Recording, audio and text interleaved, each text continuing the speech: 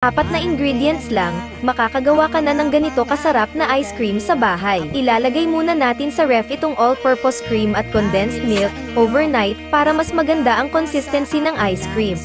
Kailangan natin ng hinog na mangga. Hihiwain lang natin ito ng maliliit. Gamit tayo ng kutsara para makuha natin ang laman. Ito na yung na-chill natin na all-purpose cream. Kahit anong brand pwede. Ilagay na rin natin itong mango-flavored na condensed milk. Pwede rin kayo gumamit ng no-flavor condensed milk. Saka natin ito hahaluan ng ilang minuto gamit ang matibay na wire whisk or egg beater. Kung may hand mixer kayo, edi gamitin ninyo. Mix lang natin ng mabilis gaya nito hanggang sa mag-volume or maging smooth ang texture ng cream. Ganito ang consistency na hinahanap natin. Pag okay na, ilagay na natin ang mga nahiwang mangga. Lagay rin tayo ng dinurog na graham crackers.